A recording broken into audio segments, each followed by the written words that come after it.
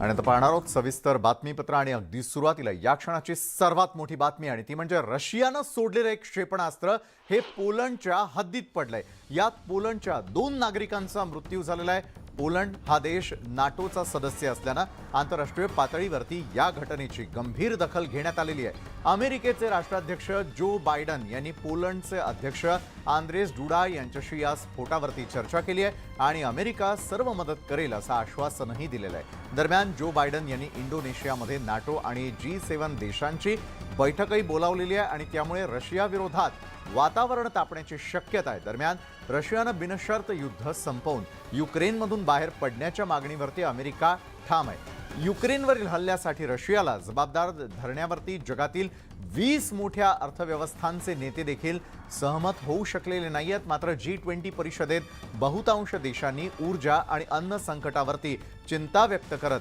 युद्ध थांबवण्याचं आवाहन केलेलं आहे। प्रशांत लीला रामदास आमचे प्रतिनिधी या संदर्भात आपल्यापर्यंत अधिक माहिती पोहोचवतायत। प्रशांत, यावेळेला क्षेपणास्त्र स्फोटांचा मुद्दा हा आंतरराष्ट्रीय स्तरावरती गाजताना आपल्याला थेटपणे पाहायला मिळतोय आणि त्यानंतर काही महत्त्वपूर्ण निर्णयही घेतले जात आहेत। एका बाजूला युद्ध थांबवण्याचं आवाहन केलं जात आहे, मात्र आंतरराष्ट्रीय स्तरावरची परिस्थिती ही गंभीर होत चालल्याचं दिसतंय। प्रशांत, बरोबर आहे। ज्या पद्धतीनं रशिया आणि युक्रेनचं युद्ध सुरू आहे, गेल्या 2 ते 3 महिन्यापेक्षा जास्त कालावधी झालेला आहे आणि सलग हे युद्ध सुरू आहे। असं असताना आता G20ची एक मोठी परिषद देखील इंडोनेशियामध्ये सुरू आहे आणि या दरम्यान एक अत्यंत महत्त्वाचं ज्या पद्धतीनं माहिती मिळते की आता रशियाने विना अट रशियाच्या या युद्धामधून बाहेर पडावं आणि सोबतच युक्रेनमधून बाहेर पडण्यासाठी ही जी संपूर्ण प्रक्रिया आहे या प्रक्रियेवरती अमेरिका ठाम आहे। आजपासून द्विपक्षीय बैठक देखील सुरू होणार आहे। पण ज्या पद्धतीनं काल पोलंडमध्ये तो जे क्षेपणास्त्र दाखल झाले त्यामध्ये 2 तिथले सर्वसामान्य नागरिक जखमी झालेले आहे। असे असताना आता युक्रेनच्या वरील जो हल्ला झाला त्या हल्ल्यासाठी रशियाला जबाबदार धरण्यासाठी 20 मोठ्या देशांनी एकमत जरी झालं नसलं तरी बहुतांश देशांनी म्हणजे G20 परिषदेत सहभागी असलेल्या बहुतांश देशांनी ऊर्जा आणि अन्न संकटाच्या मुद्द्यावरती गंभीर चिंता व्यक्त केली आहे आणि तात्काळ हे युद्ध थांबवावं असं आवाहन देखील केलं आहे। आज देखील या संदर्भात एक अत्यंत महत्त्वाची परिषद होत आहे। त्या परिषदेत काय निर्णय होतोय हे देखील पाहणं अतिशय महत्त्वाचं ठरणार आहे। बरोबर आहे। शांततेच्या मार्गातून आणि चर्चेतूनच हा संपूर्ण प्रश्न मिटवावा असं एका बाजूला सांगितलं जात आहे आणि रशियानं युक्रेनमधून बाहेर पडावं असं देखील म्हटलं जातं। धन्यवाद आपण दिलेल्या या सविस्तर माहितीसाठी। त्यानंतर वळूयात पुढच्या महत्त्वाच्या बातमीकडे। भारत जोडो यात्रेचा आज महाराष्ट्रातील 10वा दिवस आहे। तर वाशिमच्या जामरुन या फाट्यावरून यात्रेला सुरुवात झालेली आहे। तर काँग्रेस कार्यकर्ते हे मोठ्या संख्येनं त्यात सहभागी झालेले आपण पाहतोय। या यात्रेत आज सामाजिक कार्यकर्त्या मेधा पाटकर, महात्मा गांधींचे पणतू तुषार गांधी सहभागी होतील। दरम्यान भारत जोडो यात्रेचा आज मुक्काम हा अकोल्यातील पातूरमध्ये असणार आहे।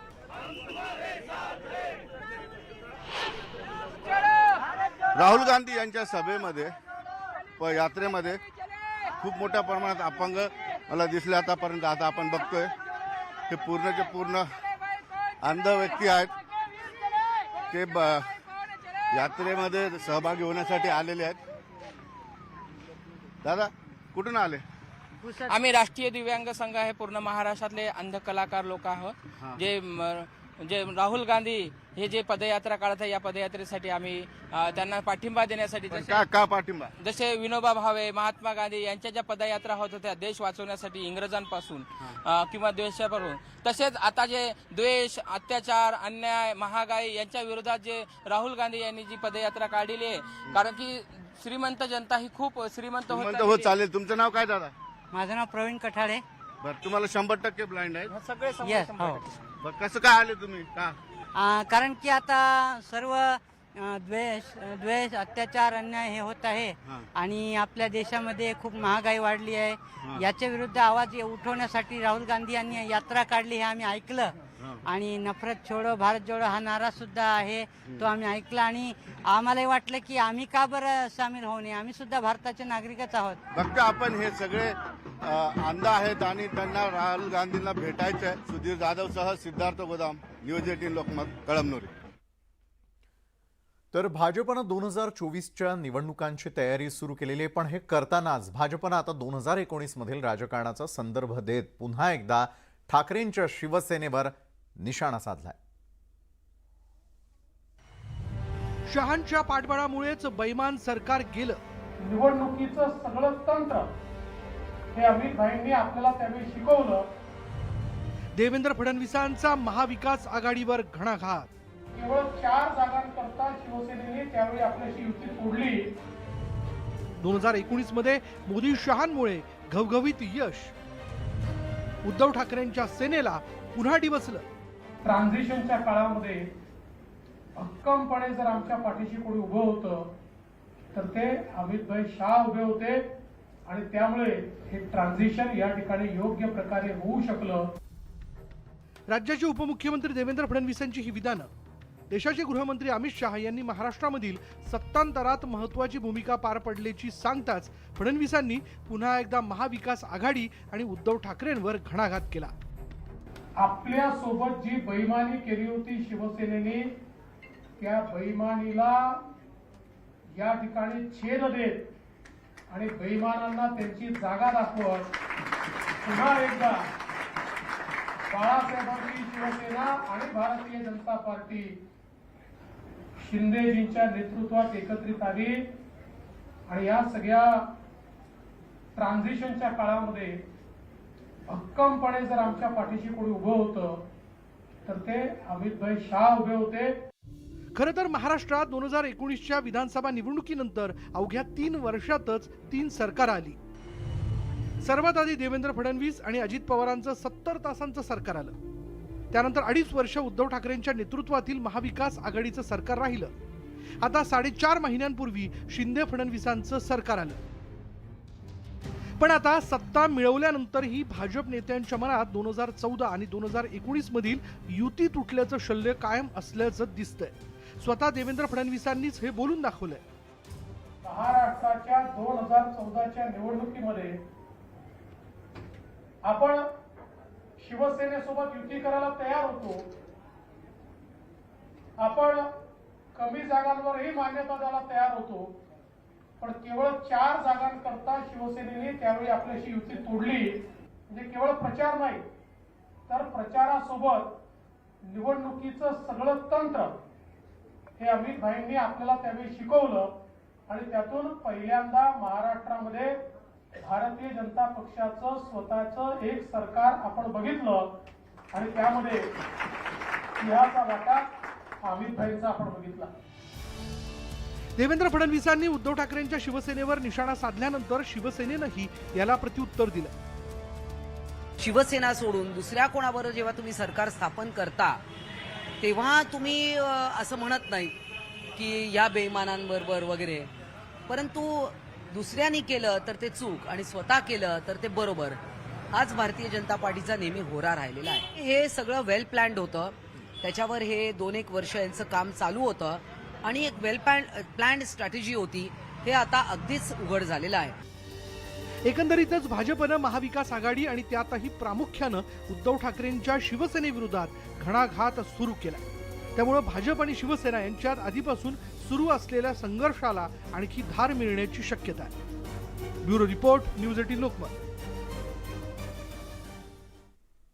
शिवसेना उद्धव बाळासाहेब ठाकरे पक्षाला दिल्ली हायकोर्टानं दणका दिलेला आहे. निवडणूक आयोगाविरोधातील याचिका फेटाळून लावण्यात आलेली आहे. धनुष्यबाण गोठवण्याच्या विरोधात याचिका दाखल करण्यात आलेली होती. शिवसेना ठाकरे पक्षाला दणका. दिल्ली हायकोर्टानं याचिका फेटाळली. धनुष्यबाणासाठी राजकीय लढाई. दावा फेटाळल्यानं लढाई कमजोर. राज्यातल्या सत्ता संघर्षात एका शिवसेनेचे 2 पक्ष झाले.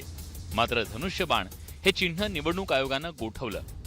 उद्धव ठाकरे आणि एकनाथ शिंदे हे दोन्ही नेते धनुष्यबाणासाठी आग्रही होते. आपल्याच पक्षाला धनुष्यबाण मिळावा यासाठी उद्धव ठाकरेंनी दिल्ली हायकोर्टात धाव घेतली होती. मात्र त्यांना तिथे दिलासा मिळाला नाही. तर धनुष्यबाणासंदर्भातले सर्व कागदपत्र सादर करण्याचे निर्देश दिल्ली हायकोर्टानं दोन्ही पक्षांना दिलेत.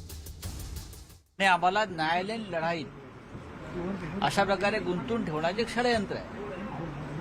तरी सुद्धा शिवसेना, आमचे सगळे सहकारी ती लढाई जिद्दीनं आणि नेटानं लढतायत हे लक्षात घ्या. एक याचिका फेटाळलेली आहे पण जिद्द आणि हिंमत लढण्याची कायम आहे. दिल्ली हायकोर्टात धनुष्यबाणासाठी मोठा युक्तिवाद करण्यात आला. दिल्ली हायकोर्टात सोमवारी 1.5 तास युक्तिवाद झाला. मी पक्षाचा अध्यक्ष असून 30 वर्षापासून पक्ष चालवतोय. प्रथम दर्शनी जे दिसतंय तो निवडणूक आयोगाचा निर्णय आहे. त्यामुळे निवडणूक चिन्ह गोठवता येणार नाही असा दावा शिवसेना उद्धव बाळासाहेब ठाकरे पक्षाकडून करण्यात आला. निवडणूक आयोगानं सांगितलेल्या सर्व बाबी आम्ही पूर्ण केल्यात. आम्ही सर्व कागदपत्र, प्रतिज्ञापत्र सादर केले. तरी देखील निवडणूक आयोगानं हा निर्णय कुठल्या आधारावर घेतला असा सवाल उपस्थित करण्यात आला. तर धनुष्यबाणासाठी दोन्ही पक्ष प्रचंड आग्रही आहेत. कोर्टाच्या निर्णयाचं मी स्वागत करतो आणि त्यांना धन्यवाद देतो. जे काही लोकशाहीमध्ये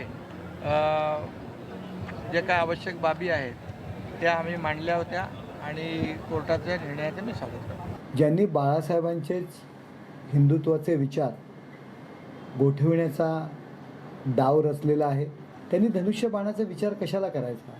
सर्वात जास्त संघटनेचे पदाधिकारी हे आमच्या सोबत आहेत. त्यामुळे धनुष्यबाण हे चिन्ह आम्हालाच मिळणार यात कुठल्याही प्रकारची शंका नाही.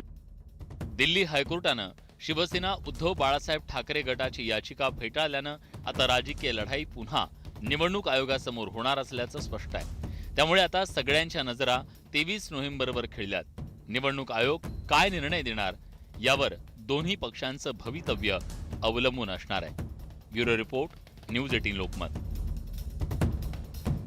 कृषी मंत्री अब्दुल सत्तारांनी खासदार सुप्रिया सुळेंविषयी केलेल्या आक्षेपार्ह वक्तव्यावरून राज्यामध्ये राजकीय गदारोळ उडालेला होता. मात्र या मुद्द्यावरून राष्ट्रवादी काँग्रेस अद्यापही आक्रमक असल्याचं पाहायला मिळतंय. अशा नेत्यांनी आवरण्याचं आवाहन जे आहे ते विरोधी पक्षनेते अजित पवारांनी अशा नेत्यांना आवरण्याचं आवाहन केलेलं आहे. अजित पवारांचा सरकारवर हल्लाबोल, वाचाळ मंत्री वाढल्याचा पवारांचा आरोप, अब्दुल सत्तारांवर पवारांचा निशाणा. विधानसभेचे विरोधी पक्षनेते अजित पवारांनी कृषी मंत्री अब्दुल सत्तार आणि पाणी पुरवठा मंत्री गुलाबराव पाटलांविरोधात आक्रमक पवित्रा घेतलाय. अलीकडच्या काळात काही मंत्र्यांकडून वारंवार आक्षेपार्ह वक्तव्ये केली जात असल्याचा आरोप अजित पवारांनी केलाय. त्यावेळेस मी दोघांनाही वेगवेगळं सांगितलं की मुख्यमंत्री महोदय, उपमुख्यमंत्री महोदय, सध्या तुमच्या पक्षामध्ये वाचाळ, तुमच्या म्हणजे शिंदे गट आणि भाजप ह्याच्यामध्ये वाचाळवीरांचं मोठ्या प्रस्त वाढलेलं आहे. काहीही बोलताय. काही दिवसांपूर्वी कृषी मंत्री अब्दुल सत्तारांनी राष्ट्रवादी काँग्रेसच्या नेत्या सुप्रिया सुळेंविषयी वादग्रस्त वक्तव्य केलं. त्यावरून राष्ट्रवादी काँग्रेसनं राज्यभर आंदोलन केलं. विशेष म्हणजे त्या वक्तव्यानंतर खुद्द मुख्यमंत्र्यांनी सत्तारांना कानपिचक्या दिल्या आणि त्यानंतर सत्तारांनी आपल्या वक्तव्यावर दिलगिरी व्यक्त केली. मात्र राष्ट्रवादी काँग्रेसची महिला आघाडी आजही त्या मुद्द्यावरून आक्रमक असल्याचं पाहायला मिळतंय. मंगळवारी मंत्रालयाच्या परिसरात राष्ट्रवादी काँग्रेसच्या महिला आघाडीनं सत्तारांविरोधात आंदोलन केलं. त्याही काळामध्ये मध्ये अब्दुल सत्तार आमची भगिनी सुप्रियाच्याबद्दल काही बोलले.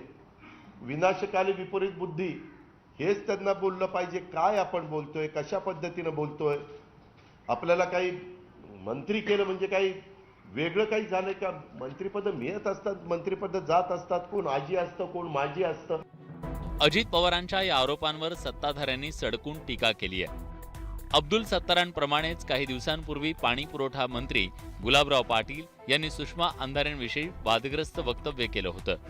त्या दोन्ही प्रकरणात नुकतेच राष्ट्रवादी काँग्रेस आणि शिवसेना उद्धव बाळासाहेब ठाकरे पक्षाच्या महिला नेत्यांनी राज्यपालांची भेट घेतली. आता अजित पवारांनी पुन्हा एकदा या विषयावरून राज्य सरकारला धारेवर धरलंय. Bureau report, news 18 Lokmat.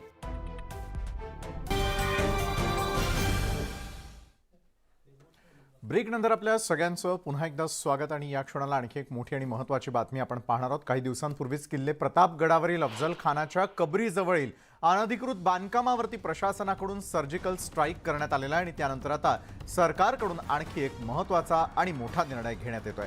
त्यानंतर आता पर्यटन विभागाकडून किल्ले प्रतापगड इथे छत्रपती शिवाजी महाराज अफजल खानाचा कोथळा काढतानाचा पुतळा उभारण्यात येणार आहे आणि राज्याचे पर्यटन मंत्री मंगल प्रभात लोढा यांनीच या संदर्भात माहिती दिलेली आहे.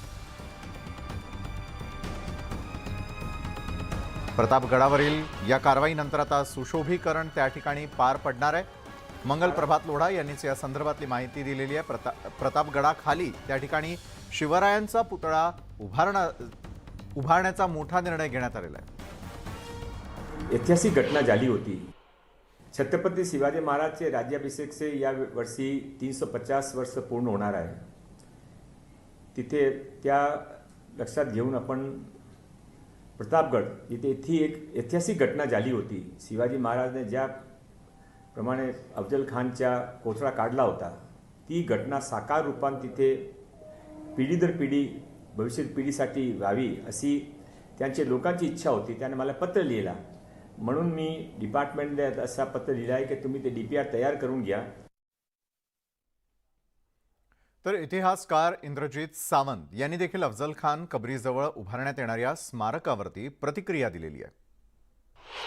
प्रतापगडाच्या पायथ्याला जनीच्या टेंबावर पालखीच्या माळावर शिवाजी महाराज अफजल खानाचा कोतळा काढतात अशा पद्धतीचं एक शिल्प बसवण्याची घोषणा केलेली आहे. शिवाजी महाराजांचा शिवप्रताप दाखवत असताना इतिहास जो घडला, जसं अफजल खानाला शिवाजी महाराजांनी स्वहस्ते मारलं तसं कृष्णाजी भास्कर कुलकर्णीला तर शिवाजी महाराजांनी स्वहस्ते मारलेलं होतं. तो सुद्धा इतिहास त्या ठिकाणच्या ही जी काही स्मारक होणार आहे त्या ठिकाणी दाखवला पाहिजे. आणि देशातील 51 आजीमाजी खासदार आणि 71 आमदारांना ईडी म्हणजेच सक्तवसुली संचालनालयानं विविध प्रकरणांमध्ये आरोपी केलेला आहे. आजीमाजी खासदार आणि आमदारांविरुद्ध CBIनं नोंदवलेले 121 खटले हे प्रलंबित आहेत. अमॅकस क्युरी म्हणजेच न्यायालयीन मित्राच्या वतीनं सर्वोच्च न्यायालयाला ही माहिती देण्यात आलेली आहे आणि या प्रकरणाची आज सुनावणी होणार आहे. त्यामुळे या सुनावणीमध्ये काय होईल याकडे देखील सर्वांच्या नजरा लागून आहेत.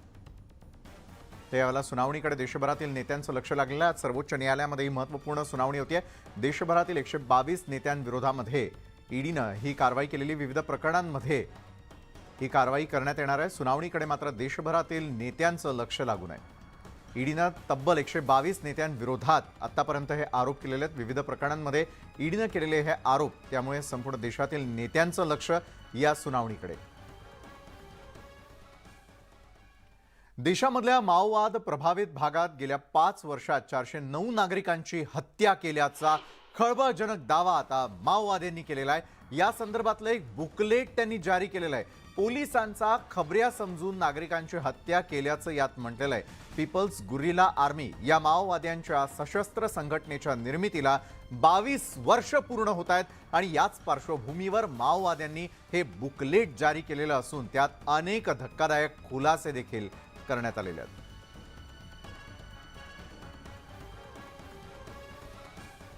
तर या होत्या सकाळपर्यंत घडलेल्या अतिशय महत्त्वाच्या अशा बातम्या. तर सकाळच्या बातमीपत्रामध्ये वेळ झालेली आहे इथंच थांबण्याची. ताज्या घडामोडींसाठी पाहायला विसरू नका न्यूज 18 लोकमत.